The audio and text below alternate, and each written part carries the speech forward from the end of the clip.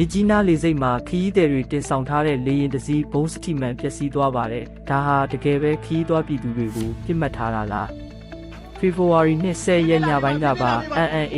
လေကြောင်းလိုင်းက ATR 82လေယာဉ်ဟာမန္တလေးကိုပြန်တန်းဖို့အဆင်သင့်ဖြစ်နေချိန်မှာအသေးခံတုံးတွေနဲ့တိုက်ခိုက်ခံလိုက်ရတာပါလေရင်ရဲ့ခေါင်းပိုင်းကိုယ်ရဲနဲ့နောက်မီးပိုင်းတွေမှာဘုံစာတွေထိမှန်ခဲ့လို့ခရီးစဉ်တစ်ခုလုံးချက်ချင်းရပ်နားလိုက်ရပါတယ်ဒီဖြစ်စဉ်နဲ့ပတ်သက်ပြီးစစ်တပ်ဘက်ကတော့ PDF နဲ့ KIA လက်ချက်လို့တရားဝင်ဆွဆွဲထားပါတယ်ဒါပေမဲ့ KIA ဘက်ကတော့ဒါကိုပြက်ပြက်တသားညှင်းဆိုထားပါတယ်အရက်သားလေကြောင်းလိုင်းကိုသူတို့တိုက်ခိုက်เสียအကြောင်းမရှိဘူးလို့တုံ့ပြန်ထားတာကြောင့်ဘယ်သူလက်ချက်လဲဆိုတာကတော့အငင်းပွားเสียဖြစ်နေပါတယ်အခုဆိုရင်လေကြောင်းခရီးစဉ်တွေဟာလည်းအန္တရာယ်ကင်းရဲ့လားလို့မေးခွန်းထုတ်เสียဖြစ်လာပါပြီဒီဖြစ်ရဲ့အပေါ်တင်ရောဘလို့ထင်လဲ